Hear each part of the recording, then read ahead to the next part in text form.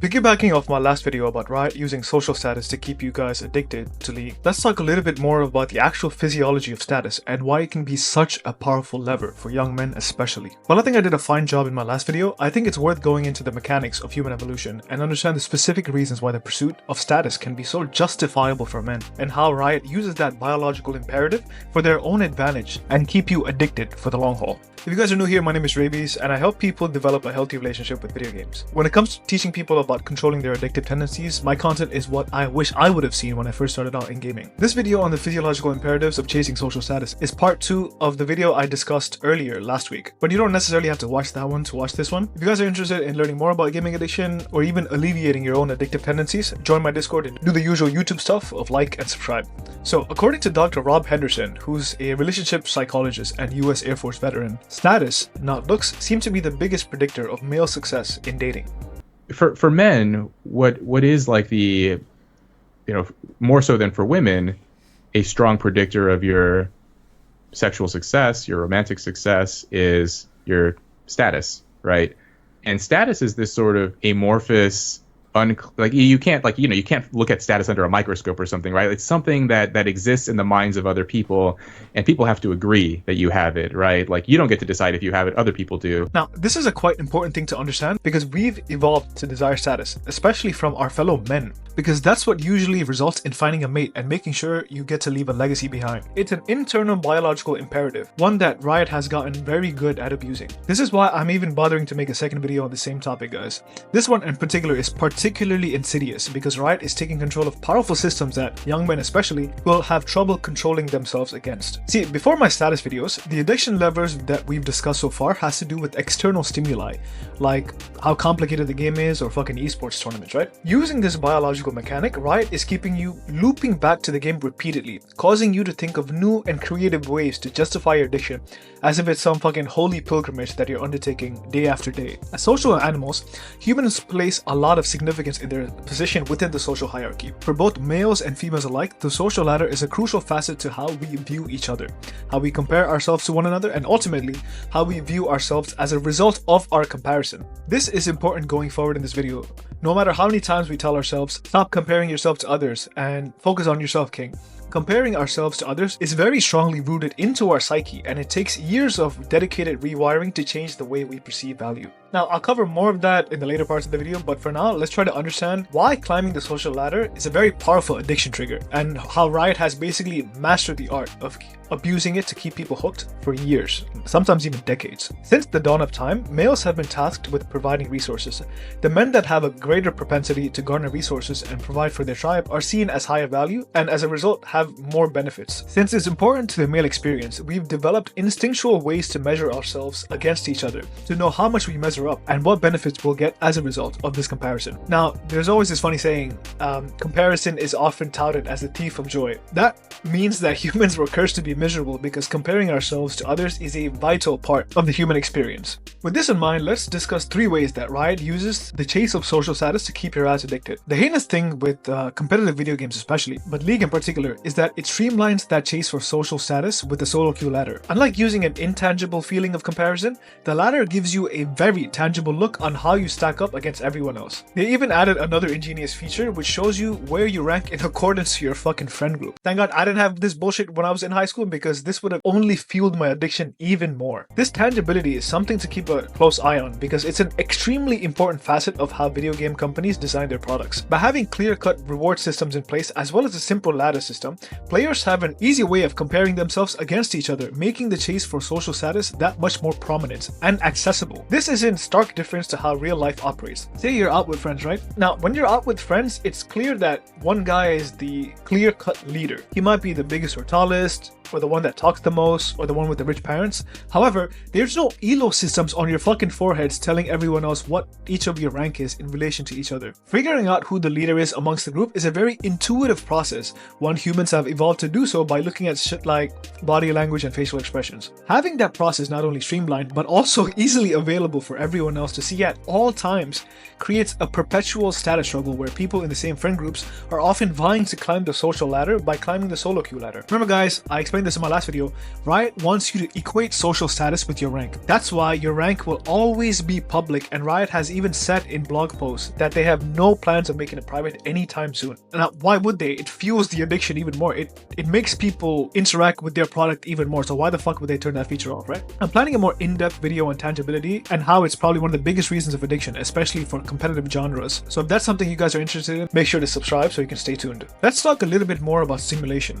the holy grail of all video game addiction, and the biggest thing we need to tackle if you want to break free of your compulsive tendencies. Nothing, and I mean fucking nothing, will be as fun as engaging in modern media, and it's only going to get worse from here, guys. Video games are particularly excellent at stimulating people because unlike some bullshit like anime or shows, video games are interactive. They simply drop you in the middle of the action and you have no need to imagine yourself within the story. You don't have to pretend to be that character, you can be that character. Because of this interactive element, gamers tend to develop a more intimate connection with their video games than people using other media. It's way easier to get addicted to a video game than it is to watching fucking anime. Like, who the fuck do you know that's actually addicted to watching anime? They're a weeb, yes, but they're not addicted. The interactive element makes you feel like you're part of the ride instead of just a bystander watching on. All of this without mentioning that completing stimulating tasks are just more fun for your brain than not. Like I've mentioned in my previous videos, would you rather grind for that particular battle pass reward or study for that test? Both of them are goals that our brains want to achieve, but our brain knows which one is ultimately the better option, but we will still pick the more fun option. The brain actually likes fun, guys,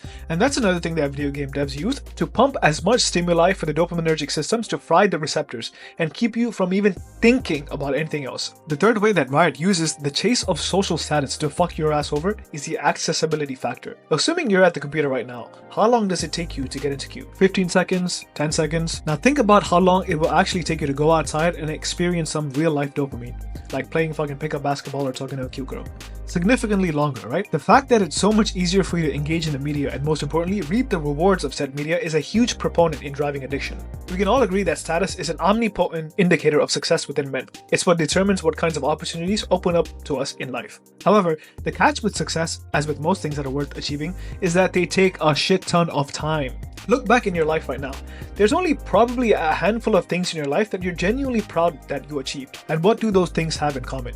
They were challenging to achieve. Anything worth its out takes patience, resilience, and critical thinking to achieve. Even though the process itself might be challenging, we look back on the experience positively because of the struggle and the positive qualities we've demonstrated to ourselves. Video game addiction is rampant because of how easy it is to engage in the medium in the first place. You can always turn down the difficulty low enough where you can still experience the joy of fucking beating some fucking dragon or coming back from behind to win a League of Legends game. The feelings and sensations that would only be possible after months and months of dogged dedication are now accessible with only a few button and mouse clicks. The prevalence of accessible hyperstimulation is a damning factor into why video game addiction is not only so rampant, but will continue to increase as technology becomes better and better at serving the stimulation demand. Instead of going through the slow slog of having to build yourself up unceremoniously over a long ass period of time, now you can just click away like a damn monkey for like 20 hours, accomplish some flashy in-game milestone like an objective or new rank, complete with all the bells and whistles, and have that status bestowed upon you by your friends that you play with or the game itself. You're becoming conditioned to want the status without any of the requisite hard work and future thinking. The more time you spend playing games, the less willing and capable you become when it comes to garnering real-world status that can have massive positive benefits in your life. Now think about that, guys. That actually is a vicious cycle because the worse you become at garnering real-life status, the more you want to escape into video games. And because video games make it harder and harder to chase that status, it just becomes a virtual cycle of like, you're never incentivized to leave the damn screen because you already get everything you want from the game and real life is just too hard. Accessibility also takes on a different connotation when it comes to playing with your friends. As humans, we're programmed to fit in with the crowd so we don't stand out and risk ostracization. If your friends are gathered around their lunch table yapping about League of Legends, you're infinitely more incentivized to play League as opposed to any other game, simply because you want to join in on the fun and you have fucking FOMO. The fear of missing out has always been a very powerful motivator throughout history. That's how companies convince our fucking moms to buy useless shit that they don't need for the house, just put them on sale. Especially in a cliquey environment like school, where young men don't fully have the ability to carve their own path in life. They're much more likely to follow the most popular game that everyone is playing so they can feel included in the conversation. When I was in high school, it was League. Nowadays, it's probably like Fortnite or Black Myth Wukong or any other bullshit. Now, it's time to drop some ways to alleviate the power of chasing status within your own gaming journey. And here's the crazy thing, guys. The fact that you even have this drive and motivation to get good at games is not actually a bad thing. I know it runs counter to everything I've been rambling about for the past several minutes, but think about it. If you can prove to yourself that you're someone that will endure the banality of grinding grinding and still have the perseverance to achieve something meaningful, that's a very powerful instinct to have. That puts you in the same league as some of the most successful and fulfilled people around us. It shows that you're a healthy individual who has the propensity to have goals and ambitions and is willing to put themselves through thick and thin to accomplish those goals. Now that you have proven to yourself and everyone else around you about the talent for life that you possess, it's time to de-stimulate your brain so you can focus that talent for life in other fruitful endeavors than a fucking border rank up animation or something. Slowly but surely cut down video games from your life. I recommend something ludicrously small, like 1 minute per day, and in a few months you're gonna have a lot more free time left over to concentrate on other areas of your life. This is what I did. Just 1 minute a day, and like in 3 months you have fucking 90 minutes. That's an hour and a half, and over the course of like 2 years you'll be completely fine. You'll just inject good habits slowly but surely. Think of it like progressive overload in the gym, but like very, very, very slowly. Remember what I said about the accessibility of stimulation? That 1 minute might seem like a laughably small amount to you, but that's a consistent protocol that I ran a few years ago to completely put an end to the rampant hours of me spending time playing video games. And some of you might be saying, well, even if I had the free time, I don't know what the fuck to do with it. That's fine. I didn't know what the fuck to do with it either, because all of my mental bandwidth was spent trying to solve the infinite optimizations of League of Legends. Give yourself some breathing room away from the game. You'd be surprised by how many ideas that your brain can come up with when you simply give it the time away from the hyper-processing environment of League and other competitive video games. You guys might be actually surprised by how smart and creative that your brains can actually be. The problem is you never give it a chance to work its magic because you're feeding it all of this processed stimulatory bullshit. The same way a person can never see their abs because they're always overfeeding, like a fat fuck. If you guys want more specific step-by-step processes that can help you specifically on how to cultivate a dopamine detox and stuff like that, just hit me up on Discord and we can arrange that.